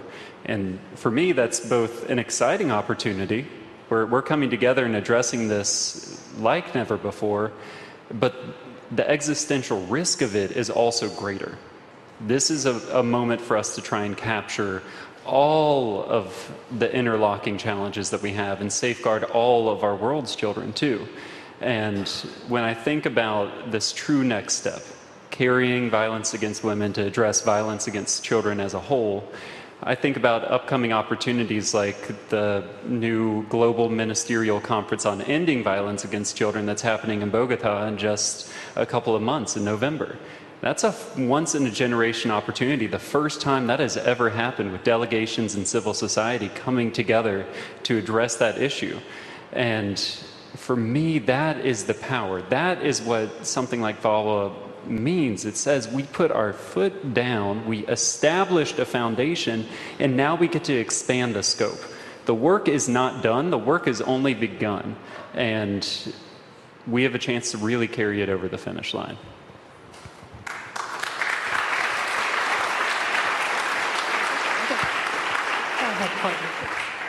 Thank you. And just to build on what you said, thinking through the lens of cybersexual abuse, I would like to see us educate the Department of Education more and get a curriculum for students in school, understanding what consent is, understanding that cybersexual abuse is a real crime and it is a real thing, and we know that the trauma has ripples. I would like us to also educate the police more. We've all talked about our impact with the police and helping them understand that these are crimes. They may not look like a traditional domestic violence crime. They may not look like a traditional abuse against women crime, but it is a real crime. And educate the courts and help them understand why a survivor might need to log on virtually in order to show up in court. That is something, COVID actually helped. That is something that helped in my 5th protective order, not having to sit next to him in the waiting room for my court case to start, not having to sit across from him physically, not allowing him to stalk me and follow me home. So we need that education at the court level so we can use use the technology that we have to support survivors. And I think that is how we can expand pathways. Thank you.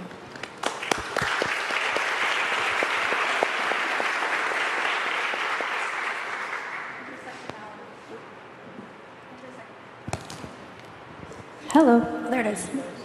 Intersectionality, I think, is one of the most important terms for us to understand, and it's also important that we give credit where credit's due. This is a term created by Kimberly Crenshaw, a Black woman, for Black women to talk about their experiences. Audre Lorde says it best in, we don't live single-issue lives, and so it's really important that we don't have this single issue, and sometimes we silo experiences. When I started working with shelters, I had to explain to them that I could not leave my substance use at the door. And by asking them, by them asking me to choose, then I jeopardize my own safety. That when I'm working with a trafficking victim who's seeking safety, that her continuing to use substances would take so much time. And for people who are navigating systems, it takes a lot of time and effort to try and to get into treatment or to access harm reduction resources or medically assisted treatment. And so when we shift that priority, then we take away from what might be the priority that is saving their life. And we have to have the ability to be able to move. I think it's really important to understand the root cause, that why women are abused more than men, where that is a gender issue, and that it isn't a coincidence that Black, trans, people who don't have the same access to resources, people who have disabilities are experiencing the highest rates. It's not a coincidence. So we have to ask these big questions about who is being harmed, who is doing the harm, and their ability to be able to access services. And once you are accessing services, that doesn't guarantee that you will have compassionate, equitable services. And so it's this larger picture where we look at the beginning. It's 2024. It's been 104 years since the women's suffrage, and 54 years since the anti-rape movement. Both of those movements were originally led by Black activists who were then asked to sit in the back.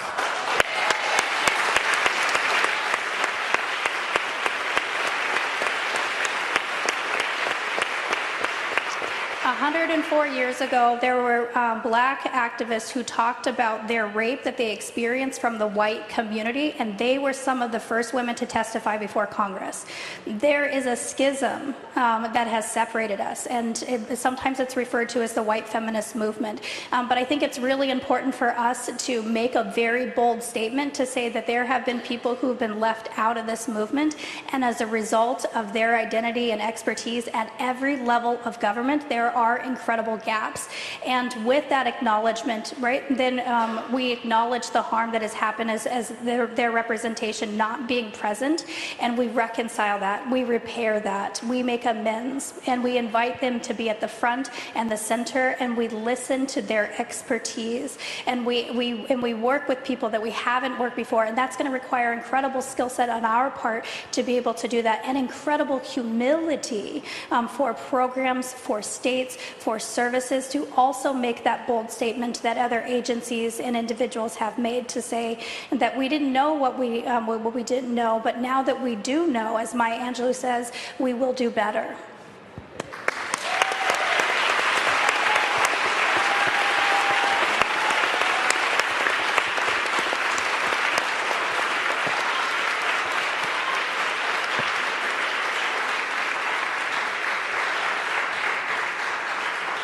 I just want to add a couple other pieces. So for me, I come from a household of my parents are divorced young, and my mom began dating at a young age. But during that process, my mom educated me on what to look out for when dating. And I think educating young adults on this information is crucial because it's not happening in every household. things need to be taught right from wrong at an early age. And I think if we begin starting that education process early, we can prevent a lot of these violent crimes from happening. But also what everyone else hit on, as well as big part for me, the educating law enforcement. I mean, I was grateful to have a compassionate law enforcement officer and a law enforcement officer that educated me on the next steps. That needs to happen all the time. It can't close. We can't close a case if you can't find any more information. You need to be able to collaborate with your peers so that you can do so. Why aren't there organizations within law enforcement to incentivize them to learn more? These training programs, they're trained on domestic violence, but they are not trained on stalking. I mean, not everyone, but a majority of people who are murdered are stalked before they're killed. And that's why this needs to be educated on quickly and why action needs to be taken quickly. But what everyone else mentioned, I mean, that's what we need to do. We need to keep going with this momentum and doing what we can to improve VAWA for future generations.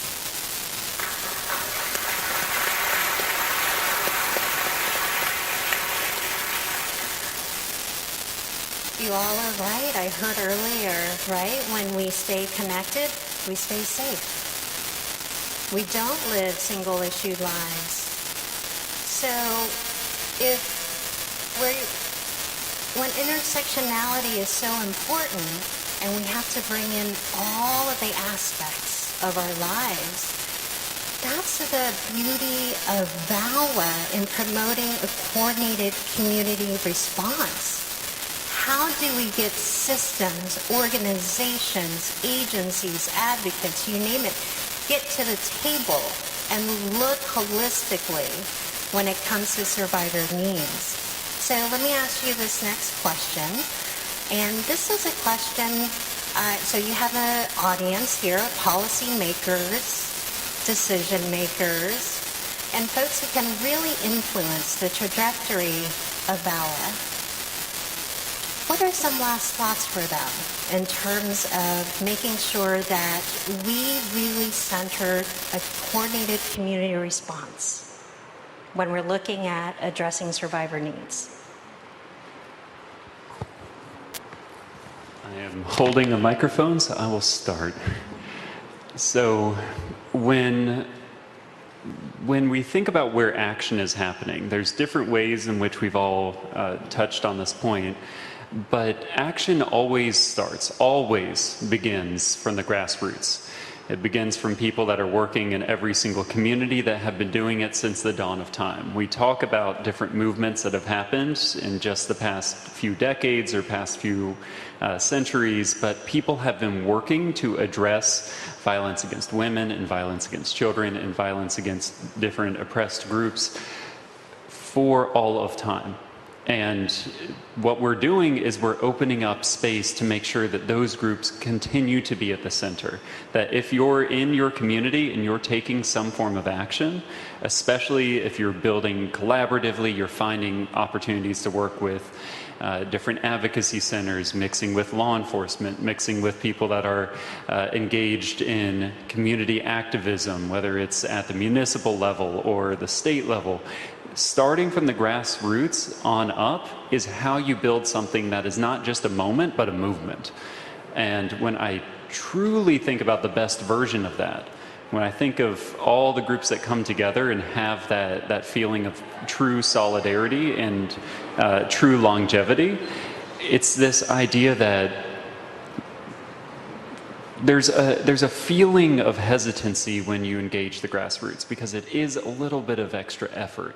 It does go a little bit slower, but you go so much further in the long run. We always underestimate what we can do in a few years, and we overestimate what we can do in just a few short months. So don't rush it. Take the time to get it right. Take the time to engage survivors, engage grassroots advocates, engage people that you may not be engaging otherwise, because I assure you they're the ones that are bringing the insights.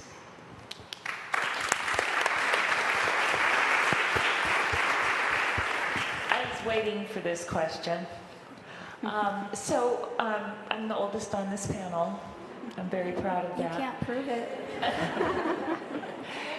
But my experience over the years, and particularly, I'll just use the state that I'm from, which is that oftentimes, so we go into a community and we tell them what their community coordinated response is. Huge mistake, because you immediately set up resistance, rightfully so.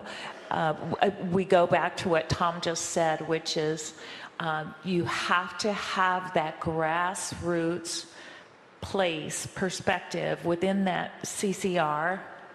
Shows you that I was also a government person, because I know what CCR is. But let them define it. Give them the resources to work on that, because it's going to take a minute. But every community has a different need. Every community has a different perspective. You know, sometimes we just group them by rural and urban. Don't we all wish it were that simple? It is not.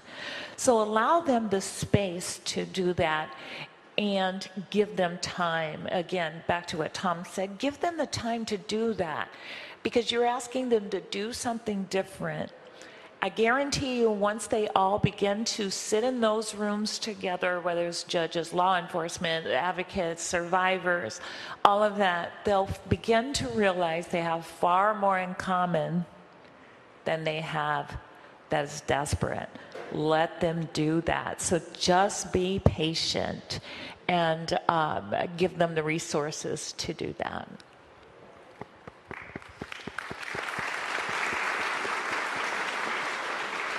I'd like to add 2 points. We know that there are profiles of certain types of abusers. We know that we know that stalkers have a profile, abusers have a profile. How is law enforcement using the information and resources that they have available to them to do what happened, do what they did to protect? How are the patterns being followed, and how are other people being educated in order to prevent crimes? I was told, well, he's not doing anything right now, so we can't do anything. I should have had you on my case. So I think that is one way I would like to move forward, one thing that can move us forward. And the other is holding these tech companies accountable, especially as crime changes and abuse changes. Facebook, Meta, everybody, I mean, those are the same. Instagram, OnlyFans, the deep fakes, we have to hold, these companies hide behind what one law. We have to hold them accountable, especially as our children are being more and more vulnerable online. I would like to see that happen, and I'm very passionate about making sure that we can ensure safety for everyone. Thank you.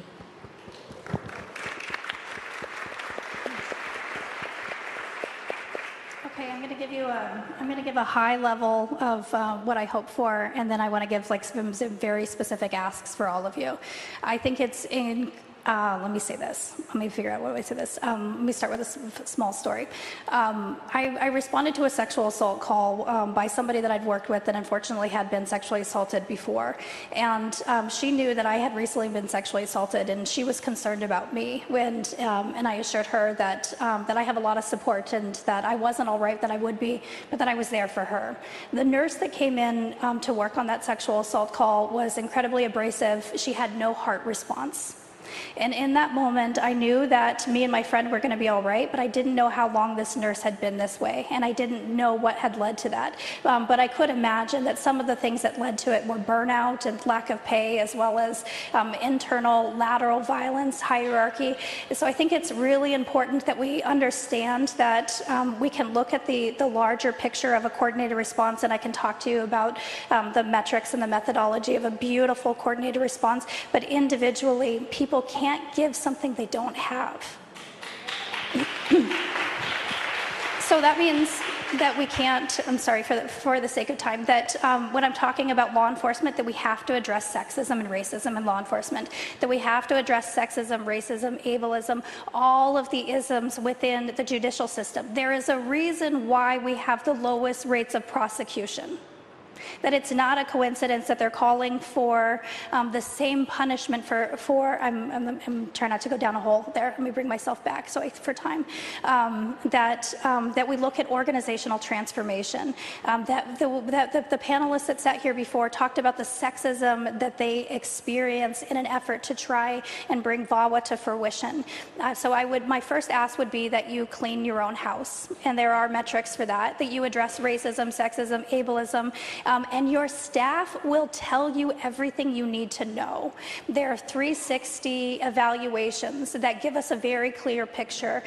Equity audits are another thing that you can do, so that when the federal government is working with tribal nations and agencies, that they have the tools, they have the skill set, that they have the education, and that they can demonstrate it. That's the other thing. There's so much information on what it means to be trauma-informed, and what we lack is the accountability to demonstrate that.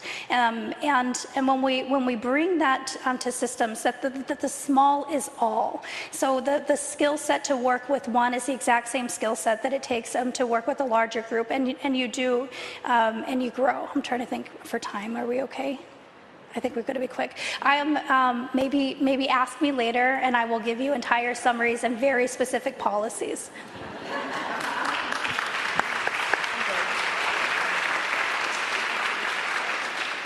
Lisbeth, you get the last. Thank you. Like I mentioned before, there's so much work to do when it comes to policy to address intimate partner violence and other types of victimizations when it comes to the immigrant community. When we talk about immigrant community, we talk about someone coming from another country. But many of them, they come with different statuses, like I said, undocumented, refugees, asylum seekers. In the military, there's so many victims that their abusers bring them to this country to isolate them, take their documents away. So there's all these different issues, and I just hope that we are more flexible when it comes to having all these different issues addressed. We all know that one size doesn't fit all, and we should address individuals as an individual, as you would like to be treated. When someone lives in an abusive relationship, they're not just leaving that abuser, they're leaving their family. Sometimes they lose friends, family, especially in the immigrant population where religion is so important.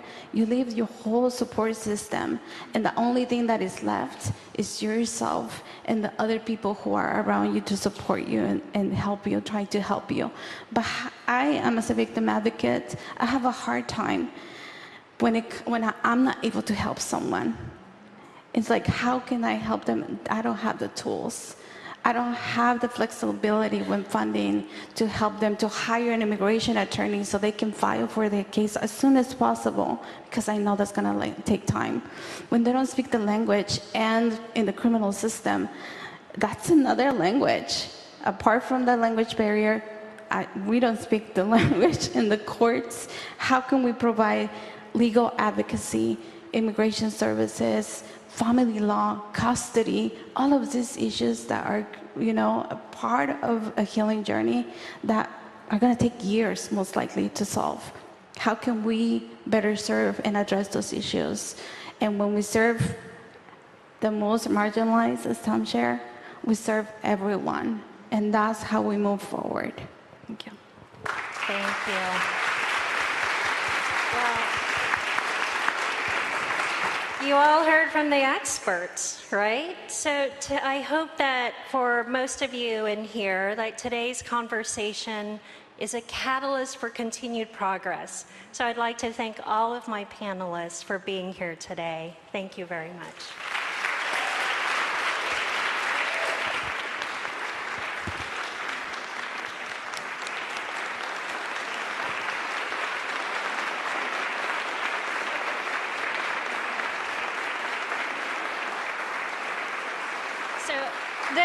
This was a little bit of a heavy conversation. We do have a quiet room. If you require a quiet room, you can go to someone in the registration table, and we will take a 10-minute break or so, and we'll see you in a bit.